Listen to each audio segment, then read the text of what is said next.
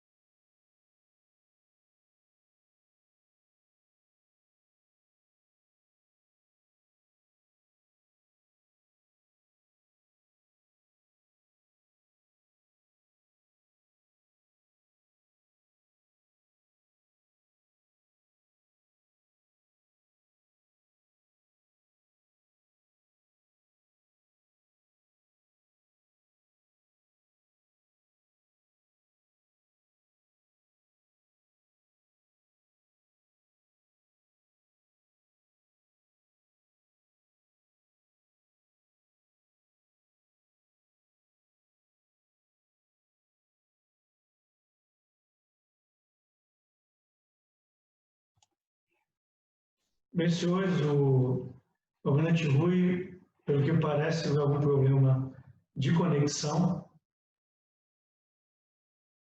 Vamos aguardar um pouco.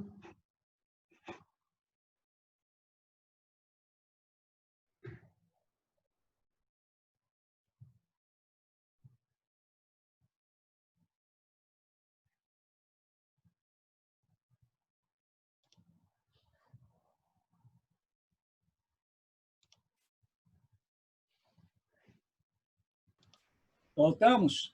Agora sim, Almirante. Muito bem. Então, eu fui elogiar aqui os cabos submarinos e veja o que aconteceu. Vamos lá. Então, os grandes desafios do Brasil, só para finalizar. Primeiro, evitar o retorno da política de poder na América do Sul com a Argentina, principalmente com a Argentina, que é o nosso principal parceiro aqui na América do Sul. Consolidar a zona de paz e cooperação do Atlântico Sul, que é uma tarefa urgente. Incrementar a cooperação no âmbito da CPLP e até mesmo tentar fazer a junção de interesses comuns que possa gerar uma cooperação entre esses dois mecanismos. E, por fim, naturalmente, isso é o anseio de todo militar naval, construir um poder naval balanceado que incremente sua presença no Atlântico Sul. Então, essas são as considerações. Eu vou agora só falar rapidamente, em um minuto, para permitir a entrada do Danilo, o que é diplomacia de defesa, que é o outro tema que nós temos aí. A diplomacia de defesa eu vou dar uma definição que é minha, um conjunto de práticas sociais que são feitas específicas de agentes oficiais, ou seja, o pessoal militar, civis e militares que trabalham no Ministério da Defesa, que trabalham nas Forças Armadas, para construir e reproduzir por meios pacíficos. O que quer dizer por meios pacíficos?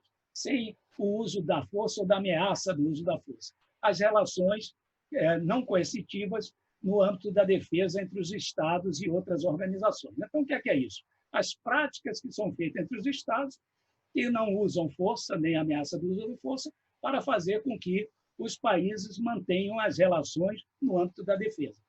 Então, diplomacia de defesa, quando trata dos ministérios da defesa, né? E a diplomacia naval, a diplomacia aérea, ou a diplomacia do exército, terrestre, seja lá, desde que, nessa definição, ela não use a ameaça do uso da força nem a força, para tratar das relações marinha com marinha, uma diplomacia naval, exército com exército, diplomacia do exército, e a diplomacia de defesa quando entra os ministérios da defesa. Então, quando nós falamos aqui da própria CPLP, lá tem a dimensão militar, que é a parte da diplomacia de defesa. Não é à toa que a parte da CPLP relacionada com a defesa está no Ministério da Defesa. Então, essa é a diplomacia de defesa. Ela é muito importante porque, nas relações entre os Estados, as Forças Armadas e os Ministérios da Defesa, nos últimos tempos, eles têm uma série de atividades, seja adidos, seja exercícios, seja venda de armas, seja cooperação de todo tipo. Isso mostra que os militares também fazem diplomacia, ao contrário do que dizia outros autores, né? Aron, por exemplo, que dizia que a diplomacia só servia para ficar atrás dos ministérios das relações exteriores, com a espada ali pronta para entrar. Não, os militares também, esse é o meu argumento, também fazem diplomacia no dia a dia, e essa diplomacia é uma diplomacia importante, que se chama diplomacia de defesa. Muito obrigado aí a todos e aguardo aí o período de perguntas e respostas.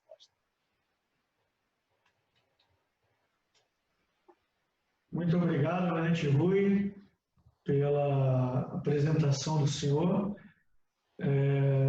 Convido, então, a tomar a palavra o professor doutor Danilo Marcondes. Só relembro que as perguntas podem ser enviadas por escrito ao e-mail evento@caicplp.org. Após a intervenção do professor Danilo, nós teremos um período de debate, inclusive abrindo a palavra àqueles que preferirem fazer as perguntas. Solicito que sejam concisas para os dois oradores. Então, doutor Danilo Marcondes, por favor, a palavra é com o senhor. Bom, muito boa tarde, boa noite a todos. Todos conseguem me escutar bem? Sim? Não, excelente. Eu queria cumprimentar todas as autoridades presentes, né, nos diferentes Estados-membros, né, e começar agradecendo ao comandante Evandro pelo convite. Né. Eu tive a oportunidade de visitar o CAI 2 vezes. Né, a primeira vez em 2013, quando eu residi em Moçambique por conta da minha pesquisa de doutorado, né, e mais recentemente em setembro do ano passado, quando eu estive em Maputo para um evento. Né? Eu quero, além de agradecer o convite, cumprimentar o trabalho, né, que o comandante Evandro tem feito com a sua equipe. Né? Realmente um trabalho extraordinário e de muita iniciativa. Né? Então, fico muito orgulhoso de poder participar desse terceiro colóquio. Né? Quero também agradecer ao Almirante Rui, né, pelo prazer de poder dividir um evento com ele. É muito difícil falar depois do Almirante Rui, porque ele é muito eloquente, né, ele tem uma grande experiência de marinha e também enquanto acadêmico. Né, mas eu vou tentar fazer aqui o meu melhor. Né. Eu tenho uma apresentação de PowerPoint que acho que ajuda a acompanhar. Eu vou compartilhar aqui. Eu acho que eu só preciso da possibilidade de compartilhamento. Deixa eu ver se eu... agora funcionou, perfeito.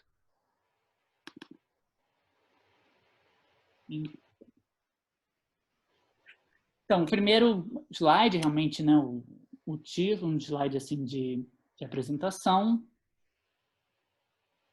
E como o Almirante Rui mencionou, nossas falas aqui nesse colóquio, elas estão inspiradas por um projeto, né, que envolveu a Escola Superior de Guerra do Brasil e o Instituto da Defesa Nacional de Portugal. Nós participamos, eu e o Almirante Rui, de um seminário em fevereiro de 2019, em Lisboa, no IBM, e houve também um seminário em novembro também de 2019, na ESG, no Rio de Janeiro.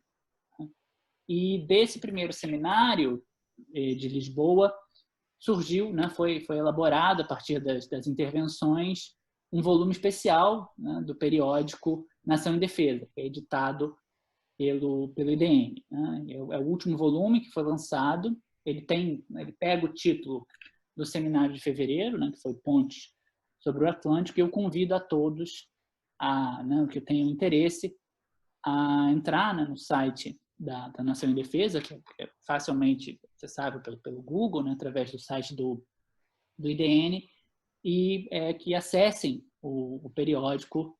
Os artigos são todos em formato Open Access, né, então vocês não vão ter nenhum custo de acessar, e vocês vão poder ter acesso tanto ao artigo que eu e o Almirante Rui preparamos, quanto contribuições de outros acadêmicos, de outros pesquisadores sobre essa temática.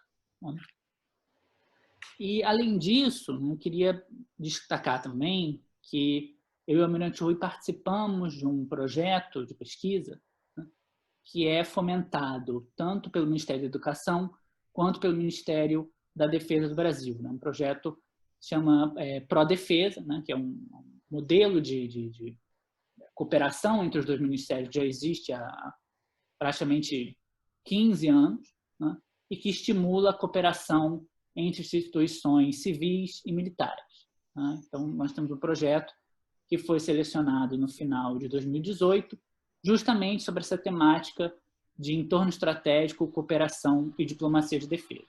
Então, acho que eu entendo também essa apresentação aqui como uma forma também de divulgar para a academia, para a sociedade em geral, algumas das considerações que nós temos feito no âmbito desse projeto, né, que é um projeto liderado pela professora Mônica Hess, da PUC-Rio, e que irá durar até o ano de 2023.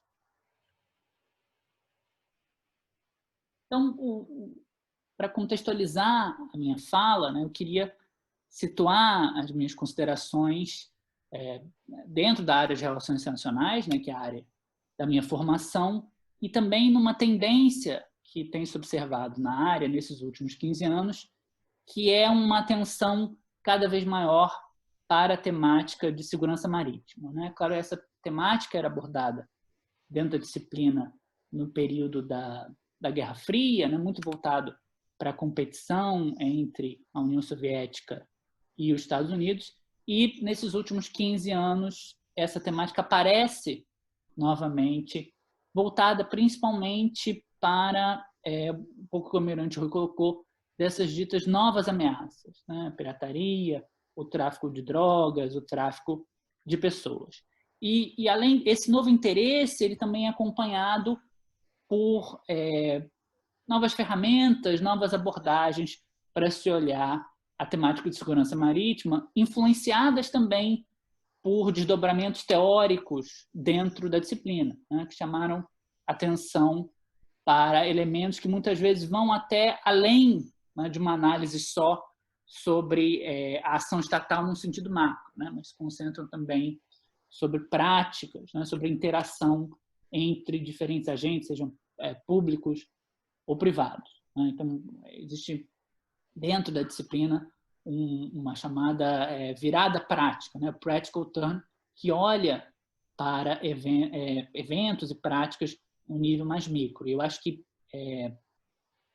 essa nova abordagem ela traz ferramentas interessantes para se olhar também para a ação dos agentes estatais, seja na diplomacia, seja nas Forças Armadas, no Ministério da Defesa, e também olhar para a diplomacia de defesa.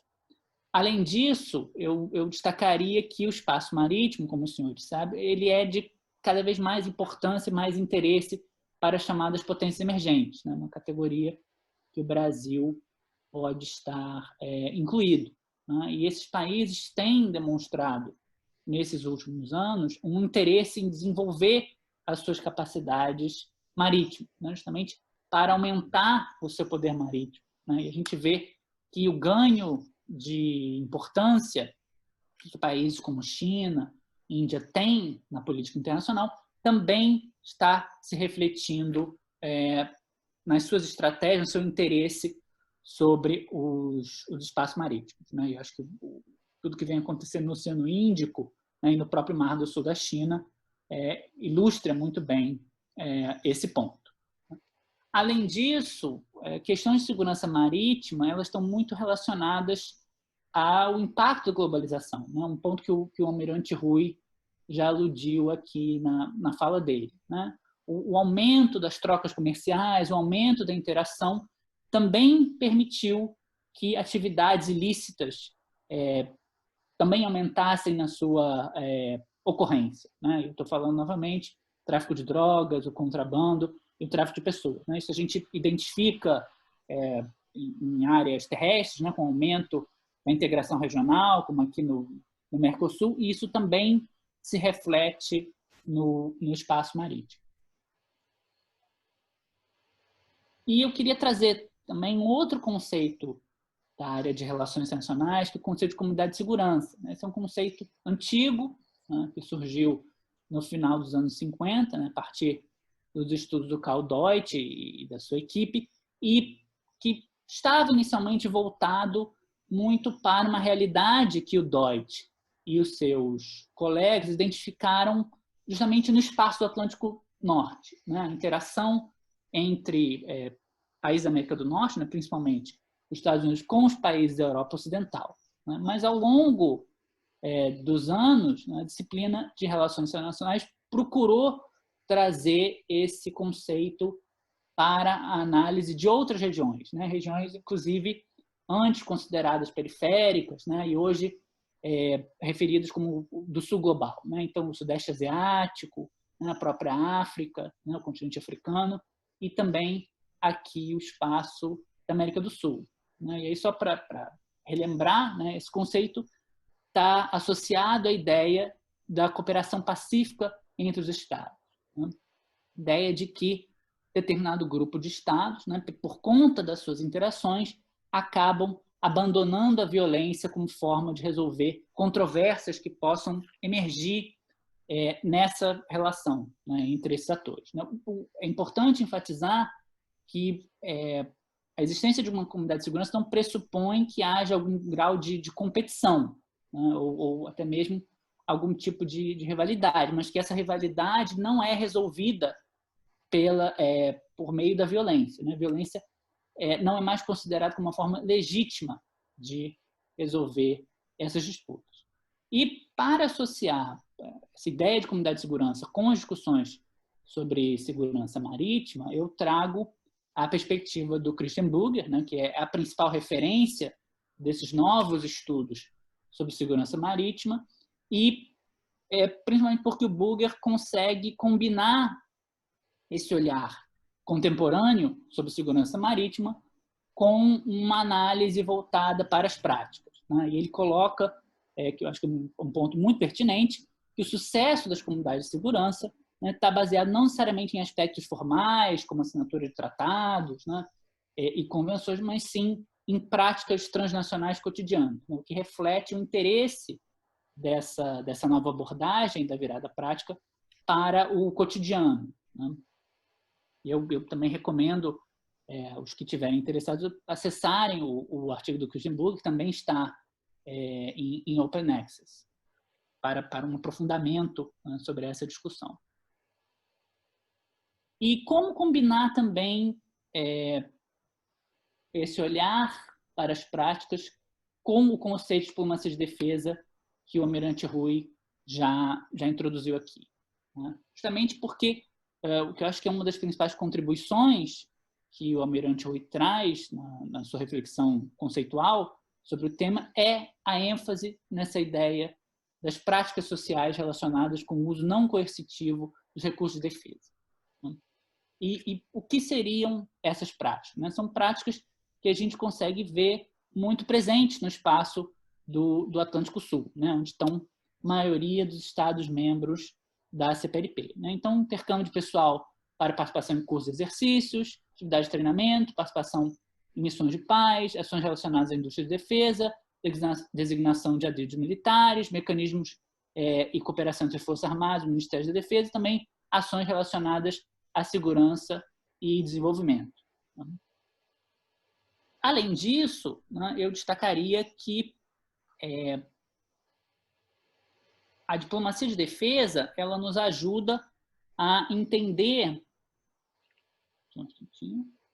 como analisar também as práticas dos Estados em determinados espaços regionais. Né? E aí eu destacaria aqui o Atlântico Sul e trazendo a contribuição da Louise Fawcett, né, que é professora na Universidade de Oxford, uma das principais referências de estudos sobre regionalismo. Né? E a forma como ela analisa, né, a atuação de estados em determinado espaço regional é muito parecida com a contribuição anterior do Burger. Né? Eu vou falar aqui esse trecho que eu destaquei, né, que a mera criação de um grupamento regional, normalmente pela assinatura de tratados e acordos, pode não ter mais que uma consequência retórica se os membros não tiverem capacidade ou interesse de proceder aos estágios mais avançados de cooperação. Esse é um ponto importante de reflexão. E como a gente pode analisar essas práticas no espaço do Atlântico Sul? E aqui eu acho que eu tenho uma perspectiva talvez mais otimista que o Almirante Rui. Eu acho que, né, como ele colocou na fala dele, que, né, ainda não, o Brasil ainda não, né, conseguiu impulsionar o processo de uma formação de uma identidade sul-atlântica, mas acho que esse é um processo, na minha opinião, que está em construção. Né? É um processo que ele é caracterizado talvez por espasmos de maior interesse, né? Por espasmos de maior cooperação. Tá? E eu digo isso porque eu acho que existe um esforço muito importante de caracterização da especificidade do espaço Atlântico Sul, que eu acho que é indicativo desse esforço de construção dessa identidade. Né? Eu podia ter escolhido diversas trechos, diversas frases, eu quis aqui destacar um trecho de uma fala do almirante Léo Ferreira, né, ex-comandante da Marinha do Brasil. Né, e o almirante diz, o oceano, né, caracterizando o Atlântico Sul, né, o oceano mais pacífico, o único em que as grandes potências não mantêm navios de guerra. E eu acho que uma consideração interessante aqui é que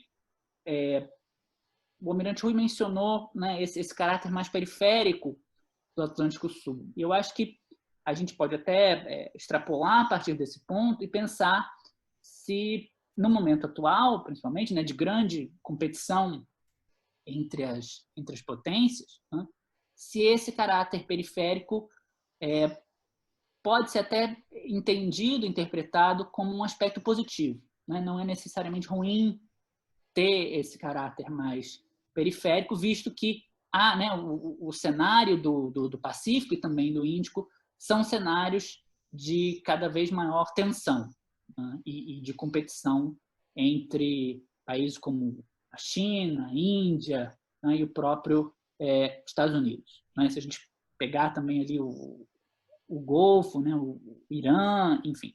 Né? E, como já foi mencionado aqui, né, o grande motor desse esforço de construção de uma identidade no Atlântico Sul, por parte do Brasil, é a ideia, né, da Zona de Paz e Cooperação do Atlântico Sul, que foi lançada num contexto de Guerra Fria e que continua até hoje, né, e que o Brasil é realmente, né, o principal incentivador. Né. A zona, como eu falei, ela reflete um pouco os espasmos de cooperação. Né? A última reunião foi realizada em Montevidéu no início do ano de 2013. Né? Foi a primeira a ter, além da presença dos ministros das Relações Exteriores, também a presença dos ministros da Defesa. Né? E a reunião anterior tinha ocorrido em 2007. Né? Quer dizer, então, há um hiato grande entre esses dois últimos encontros. Né? Mas eu queria destacar também que a ausência de reuniões ministeriais das OPACas, ela não significa uma inexistência de contatos. Né? Então, apesar da grande expectativa, né, falou-se muito da reunião que iria ocorrer em Cabo Verde, em 2015, que foi adiada várias vezes e que não ocorreu até hoje, né? Mas essa ausência de reuniões não deve ser interpretada também como necessariamente um desinteresse, né? Ou uma falta de contato entre esses dois lados do Atlântico Sul. E aí eu quis, propositalmente, né, trazer dois exemplos de interação que não tratam justamente de países lusófonos. Né? Nós sabemos, né, que os países lusófonos têm, né, os PALOPs têm um espaço muito importante na política externa e de defesa do Brasil para a África, né? Mas eu destacaria também que o espaço do Atlântico Sul também é um espaço de grande prioridade. Né? Então, eu propositalmente quis, né, localizei dois exemplos de aproximação que não tratam justamente de países lusófonos. Então, esse primeiro caso com a Maria dos Camarões, né, em que houve essa visita ao Brasil justamente para aprender mais sobre a experiência do Camas, e também um exemplo de interesse da Maria de Gana, também uma visita ao Brasil, em que foi relatado, né, a partir de uma documentação extensiva do Itamaraty, que a comitiva de Gana identificou, né, a cooperação brasileira, né, em defesa, né, nesse aspecto da cooperação naval, como mais acessível, né, como uma cooperação que poderia trazer uma experiência mais relevante, justamente por ser baseada num aspecto mais prático. Né. E, além disso, eu queria destacar também o engajamento do Brasil em uma série de iniciativas variadas, né? Exercícios e outras formas de parceria, né? Então, o exercício Bangama Express, né, que o Brasil já participa há algumas edições, o exercício Grand African Nemo, que o Brasil começou a participar pela primeira vez no ano passado, né? A iniciativa do Ibsamar, né, que o Almirante Rui mencionou brevemente, né? E apesar dessa iniciativa, né, incluir também a Índia, né, a maioria dos exercícios aconteceram no espaço do Atlântico Sul, né? E eu vejo também a iniciativa como uma forma de trazer a África do Sul também, né, despertar mais um interesse na da África do Sul no espaço do Atlântico Sul, né? Já que há um pouco essa competição de interesses da perspectiva da África do Sul entre Índico e Atlântico Sul, né? O exercício felino, que existe no âmbito da CPLP, UNITAS e ATASUR, né, que são exercícios que já têm um caráter mais histórico, né, UNITAS com o papel dos Estados Unidos, né? A iniciativa do grupo de amigos do Golfo da Guiné, do qual o Brasil era observador e se juntou, né, como membro pleno esse ano, né? E eu destacaria também a parceria, né, no caráter bilateral com a Nigéria, né, que eu acho que tem um grande potencial, né, e que remete um pouco a uma parceria que procurou se desenvolver, né, entre os dois países nos anos 80, né, quando, né, o nosso grande interlocutor na África era principalmente a Nigéria, né, porque a África do Sul estava ainda com o regime do apartheid, né? E nessa parceria com a Nigéria, eu destacaria a visita ano passado ao Brasil do ministro da Defesa da Nigéria e uma visita que estava programada para esse ano do nosso vice-presidente, né, do general Mourão, à Nigéria, né? Ele iria à Nigéria em março, né? Mas eu acredito que essa visita tenha sido, né, obviamente ela não aconteceu e ela provavelmente deve ser adiada, né? Mas havia justamente, né, estava previsto na pauta de reunião justamente questões ligadas à pirataria e à cooperação em defesa nesse espaço do Golfo da Guiné, né, no qual a Nigéria é um ator muito importante.